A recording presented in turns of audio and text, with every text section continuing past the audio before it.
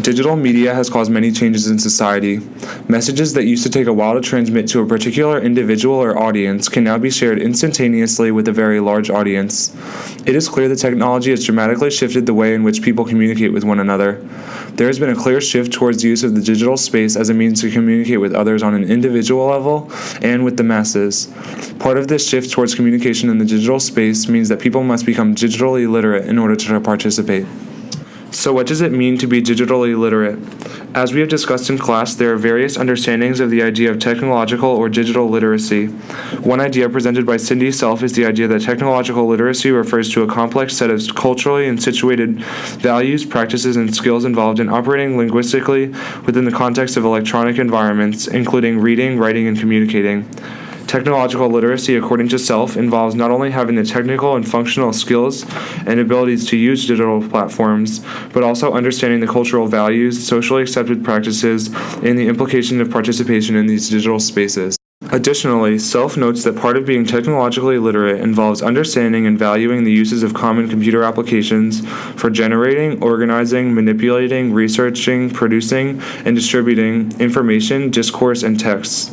In my time in communications theories, I have increased my understanding of a variety of platforms that are used for generating, organizing, manipulating, researching, producing, and distributing information.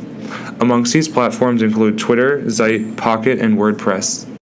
Twitter, Zeit, Pocket, and WordPress most definitely enhanced my digital literacy because of how they supported my ability to read, write, and communicate within the digital space. Specifically, Twitter is a great way for me to communicate in the online space.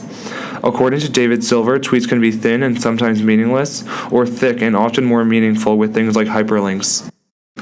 As you can see from my tweets, many of them are thick tweets. Rather than posting many thin and sometimes meaningless tweets, I work to post more thicker tweets in an attempt to better engage with my followers. As you can see, I work to add hyperlinks, provide valuable insights from our course readings, and tag authors in an attempt to engage with them. Throughout the semester, some of the authors from our readings have favorited my tweets or tweeted back at me.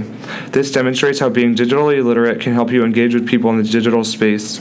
Being digitally literate has also helped me gain a number of followers through the duration of this course. I had about 40 followers from the ctpf15 sections, but I've gotten up to 74 followers at this point. By continuing to use my digital literacy skills, I can continue to engage with my current followers, and in theory, I'll continue to forge online connections. An important aspect of effectively communicating within the digital space is posting content that people will find interesting and engaging. Part of creating engaging content is being creative. In his video series, Everything is a Remix, Kirby Ferguson discusses creativity and how copying, transforming, and combining ideas can have powerful results. He explains that the most dramatic results can happen when ideas are combined. By connecting ideas together, creative leaps can be made, producing some of history's greatest breakthroughs. Class discussions of the idea of creativity further supported this more collaborative idea of creativity. Many people think that creativity happens only in the mind of the individual, but a more informed idea of creativity is that it is the distributed process of building upon the past. Throughout the semester, I use this process of copying, transforming, and combining in my blog posts. As Kirby Ferguson states, creation requires influence. This being said, I use content and information from across the digital space to inform my blog posts. Doing this helped me create more interesting and engaging content. WordPress is a useful way to engage with a variety of people online in the form of blogging. Therefore, it is a useful platform to understand as part of being digitally literate. As you can see from my blog post, I use online sources such as Men's Health and other blogs to inform the types of things that I wrote about. For instance, in this blog post, I featured ideas from Muscle and Strength and James Fell from Men's Health.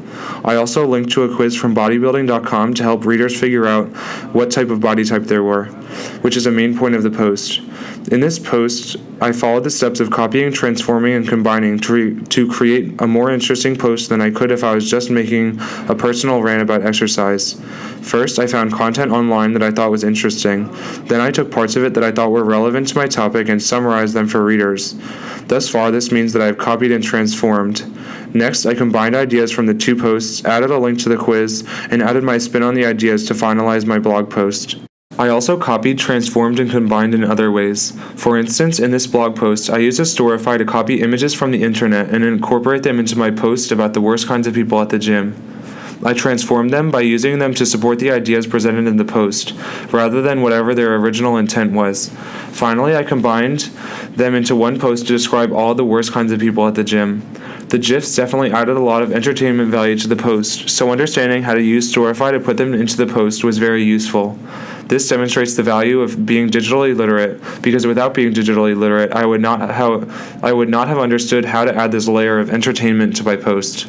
When evaluating technologies enhance digital literacy, it is valuable to look at how these technologies inform each other and support one another. Henry Jenkins alludes to this idea of looking at technologies in connection with one another when he says, rather than dealing with technology in isolation, we would do better to take an ecological approach, thinking about the interrelationship among different communication technologies, the cultural communities that grow up around them, and the activities they support. Twitter, Zeit, Pocket, and WordPress can all be used in connection with one another to further enhance digital literacy. As an example, you can find an article on Zeit, put it in Pocket, and you can then compose a blog post informed by the article. And finally, you can tweet about this blog post. Once you create the content, other online users may comment on your blog, tweet at you about your blog post, or have additional input on your ideas. There are large communities of people online that are interested in the same things as you. Digital literacy is important for current and future communicators because it can help people connect with other people. Nancy Baim discusses this in her piece when she says, "New media offer the promise of more opportunity for connection with more people, leading to stronger and more diverse relationships." Becoming digitally literate is important because effectively operating within the digital space can help you reap these benefits of being able to connect with more people and build stronger, more diverse relationships.